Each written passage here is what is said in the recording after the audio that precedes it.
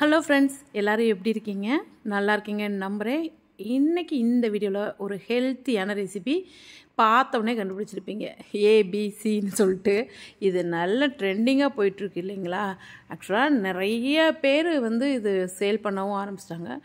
இது நம்ம ஃப்ரெஷ்ஷாக சாப்பிட்றது நல்லது. பட் நம்ம பசங்களுக்கு சாப்பிடலை, இல்லை ஹெல்த் மிக்ஸ் ஏதாவது கொடுத்தும் சாப்பிடலை, நம்ம பேக்கெட்டில் வாங்கி கொடுக்கறதுக்கு இந்த மாதிரி ஹோம்மேடாக ரெடி பண்ணி கொடுக்கறது பெஸ்ட்டு. சாப்பிட்ற பசங்கன்னா தேவையில்லை. ஆனால் வெறும் பாலாக கொடுக்கறத விட இந்த மாதிரி ரெடி பண்ணி கொடுக்கலாம். அதுக்காக தான் இது. மற்றபடி இது செய்யணுன்றதெல்லாம் கிடையாதுங்க.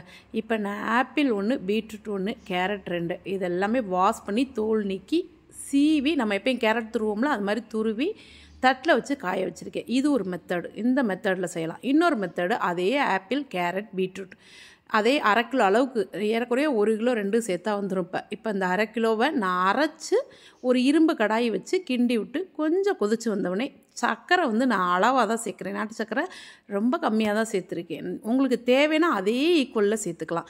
நட்ஸ் நமக்கு விருப்பம் தாங்க. முந்திரி, பாதாம் நம்மக்கிட்ட என்ன இருக்கோ, நான் பூசணி விதை, கொஞ்சம் பிஸ்தா, எல்லாமே வால்நட் எல்லாமே சேர்த்துருக்கேன்.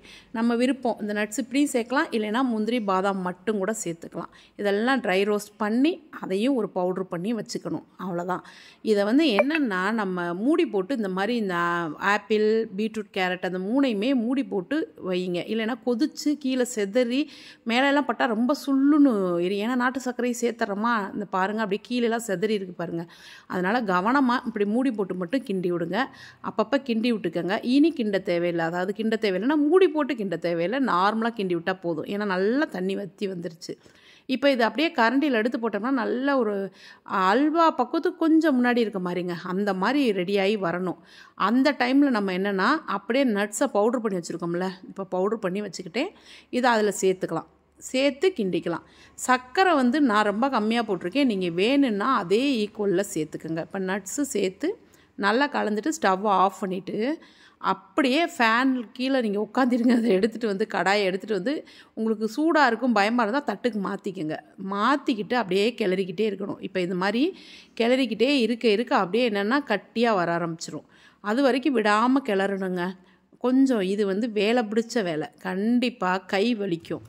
இதை விட பெஸ்ட்டு எதுன்னு கேட்டிங்கன்னா இதுதான். இந்த மாதிரி இப்போ வெயிலில் வச்சு வந்தேன். காலையில் வச்சு இப்போ சாயந்தரம் பாருங்கள் அழகாக மொறுன்னு காஞ்சிருச்சு.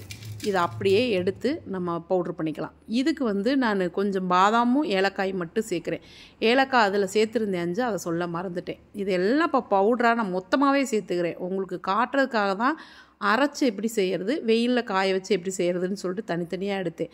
இப்போ நான் பவுட்ரு பண்ணிட்டேன். மிக்சியில் பவுட்ரு பண்ணி எடுத்தாச்சு. திரும்ப நம்ம காய வச்சோம் இல்லைங்களா, அந்த பீட்ரூட், கேரட், ஆப்பிள் அதையுமே இதில் சேர்த்து ஜாரில் சேர்த்து பவுட்ரு பண்ணிக்கிறேன். இதுக்கு சர்க்கரையே சேர்க்கலை. அதனால் கடைசியாக நான் என்ன பண்ண போகிறேன்னா எல்லாத்தையும் ஒன்றா மிக்ஸ் பண்ணி நாட்டு சர்க்கரை சேர்த்துக்க போகிறேன். இந்த 2 மெத்தடில் உங்களுக்கு எது ஈஸியாக படுதோ அதை செய்யுங்க. ஆனால் ரொம்ப ஈஸினா என்ன கேட்டால் வெயிலில் காய வச்சு எடுக்கிறது. அதை எடுத்துட்டிங்கன்னா துருவி ஈஸி மெத்தட், சத்தும் நல்லபடியாக இருக்கும். என்ன கேட்டால் நீங்கள் அடுப்பில் வச்சு கிண்டுன்னு கிண்டி அதை காய வச்சு அதை ஃபேனில் உட்காந்து கைக வலிக்க கிளறி எடுத்து அது மெத்தடு தப்பாயிடுச்சுன்னா அப்படியே நல்லா பிசு பிசுன்னு எப்படி ஆகிடும்னா களி, அல்வாலாம் செஞ்சால் ஆகும் பாருங்கள், அந்த மாதிரி ஆகிடும். அதனால் ஃபஸ்ட்டு செய்கிறீங்கன்னா வெயிலில் காய வச்சு செய்யுங்க. இல்லை அதுக்கெல்லாம் இதை விட இதுதான் எனக்கு பெஸ்ட்டாக படுது அப்படின்னு தோணுச்சுன்னா செய்யுங்க நீங்கள். ஆனால் அந்த கிளறிக்கிட்டே இருக்கணும். ஃபேனில் வச்சு கிளறிக்கிட்டே அந்த காற்று பட கிளற தான் உருண்டு வரும். அதுக்கப்புறமா திரும்ப மிக்ஸி ஜாரில் போட்டு பவுட்ரு பண்ணிக்கலாம். இப்போ நான் இது கூட நாட்டு சர்க்கரை எல்லாம் கலந்து மிக்ஸ் பண்ணி ஒரு பாட்டிலில் ஸ்டோர் பண்ணி வச்சுக்கிட்டேன். அவ்வளோதாங்க. நம்ம பாலை காய்ச்ச வேண்டியது 1 ஸ்பூனா 2 ஸ்பூனா நமக்கு டேஸ்ட்டுக்கு தகுந்தாப்புல. நான் சர்க்கரை கம்மியாக போட்டிருக்கனால, இப்போ நீங்கள் சர்க்கரை அளவாக போட்டிருந்தீங்கன்னா 1 ஸ்பூன் போட்டிங்கனாலே தாராளமாக போதும். நான் 1.5 ஸ்பூன் அளவுக்கு சேர்த்துக்குவேன். அந்த அளவுக்கு சேர்த்தோம்னா தான் ஓரளவுக்கு லைட்டான இனிப்பு கிடைக்கும். ஏன்னா நான் ஈக்குவலாக போடலை. 1/2 கிலோவுக்கு 1/4 கிலோ சர்க்கரை தான் சேர்த்துருக்கேன். 1/2 கிலோவுக்கு 1/2 கிலோ சேர்த்தா தான் சரியாக வரும். இப்போ நான் பவுட்ரு பண்ணி வச்சுட்டு நம்ம பேக்கெட்டில் எந்த ஐட்டமும் வாங்க தேவையில்லைங்க. இந்த மாதிரி ரெடி பண்ணி பசங்களுக்கு கொடுத்தா ஹெல்த்தியாக இருக்கும். நீங்களும் ட்ரை பண்ணி பாருங்கள். அடுத்த வீடியோவில் பார்ப்போம் ஃப்ரெண்ட்ஸ். தேங்க்யூ.